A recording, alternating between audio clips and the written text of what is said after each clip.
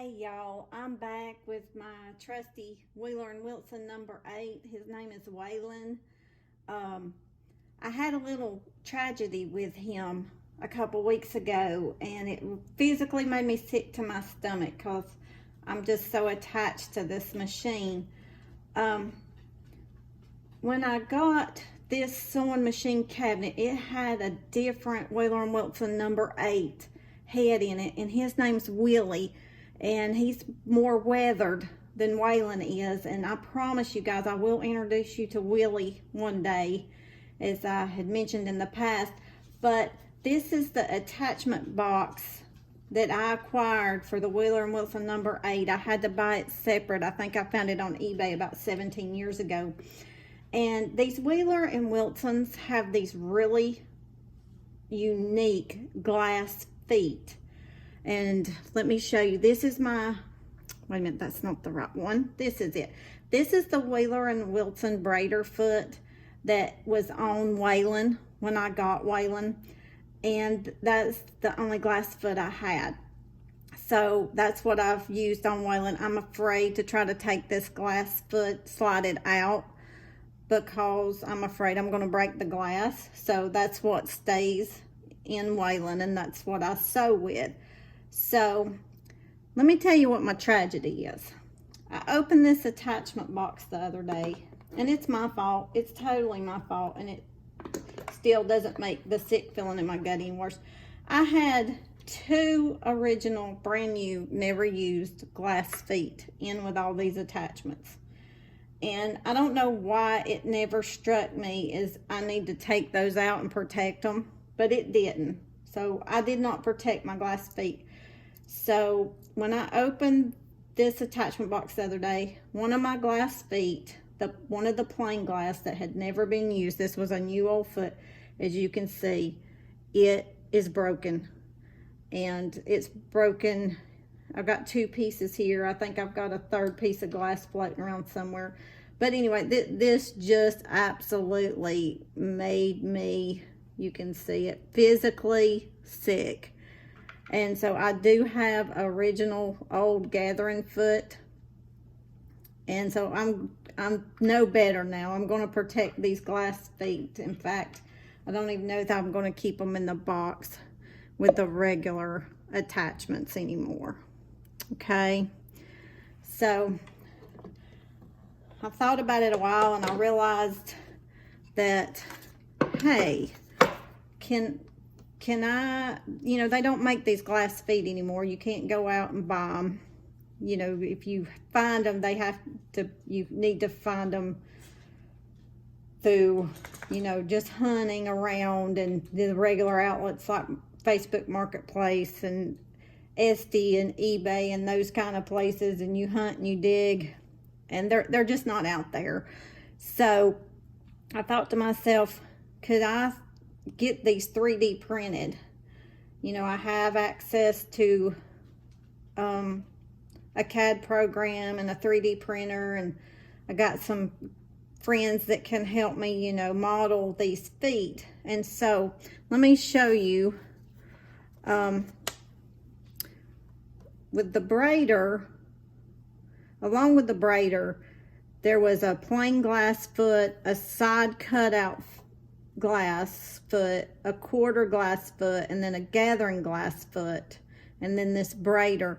And you can find this information in the Wheeler & Wilson number 8 manual online, and it's a free download. I think it's on Isamax or either the National Smithsonian publications. I think you can do the free download. So I showed my drawing from the manual to a friend of mine, and I said, hey, can we do this? And he said, yes, you can absolutely do it. So we sat down with a CAD program, and we first drew the plain foot and got it modeled. And it's got a little relief here for the thread on the bottom, and it's just the plain flat foot on the bottom.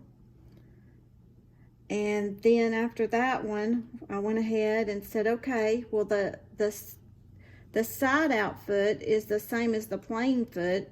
It's just taking the side out. So I went in there on the CAD model and kind of, you know, guesstimated this thickness to be about half the thickness of the foot and just cut that out with a box.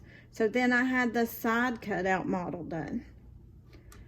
And I went ahead and did the gathering glass, but it's not glass, this is 3D print material. Just took that back side off. It's the plain model again. Just went in here and cut that out in my CAD model. And then the quarter has the back part of the foot cut out and the front. Little relief again for your thread in this one. Needle hole in the center. And then I went ahead and I decided, hey, while I'm at it, let me try this braider glass. So I got it, modeled it, and it's pretty close. If you try to model the braider glass, just know this front hole that the braid goes through is a little bigger diameter on the angle. And so I was able to print all 6 of these out. I used a dense setting on the printer, and so I've been playing with these, and the neat thing is that they're working, and I'm really happy with that. Like I said, I'd really like to have all the original glass feet, and that's just going to be, you know, a small miracle if I find those. But I was able to sew a seam today. Just sewed a little seam, and then I flipped it, took my side out foot and did this nice little top stitch here. So I want to just show you kind of how these go on. Got the plain foot, and this is actually the foot that came in the wooden box when I got it. And instead of having just a plain hole, it's got a slot with a hole, so you can kind of slide it in there, and I'll show you just a second how that works. Just gives you a little better access going in and out with the feet.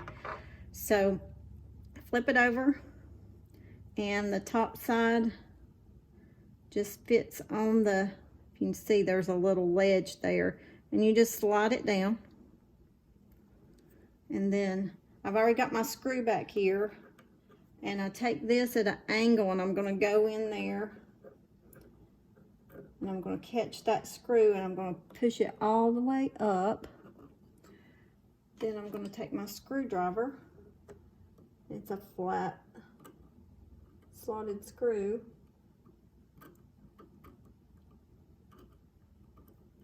Gonna find my slot, and I'll just screw it tight, tighten it up, just snag it.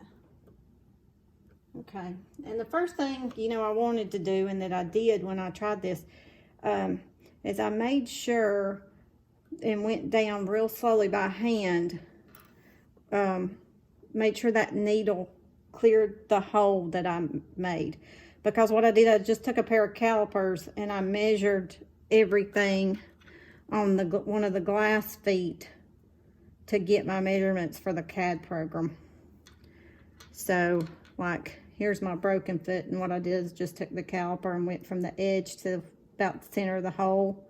And so, you know, you want to make sure that you get your measurements right on these, or, you know, close enough to work. By all means, I didn't get them perfect because I didn't have some of these feet. But before I go, I just wanted to show you that this 3D printed foot works. I just got a piece of fabric here. Let's go this way with it. Let me pull that thread out of the way. Get my needle back up. Grab that bobbin thread. Pull it to the back. Okay. But I just wanted to leave you with a little treadling, because treadling's a lot of fun. And I wondered about the back tack thing for a long time when I first started playing with these vintage machines, because there's like no reverse. I'm like, what do you do? So I finally found somebody online to tell me what to do. So you go forward a little bit, leave your needle down, bring your take-up lever up, flip your project around, and get your thread out of the way. Let me go ahead and trim this. Sure. Put your take-up lever down. Sew or treadle back towards yourself. Stop with your needle in the fabric. Turn it back around so you can go forward again. And I like to just hand start it and make sure I'm good in the fabric. And then you just treadle away. And this machine sews just as good as any electric or electronic machine that I've got now. And he's just beautiful. And he seems to just be so happy to perform for you, Waylon here. And see, I've got a nice balanced stitch on the back here. And so I'll leave you with that. I took some pictures also, and I'll put them in a little picture video. But I hope y'all enjoyed this, and you have a blessed evening, day, morning, and I'll talk to you later.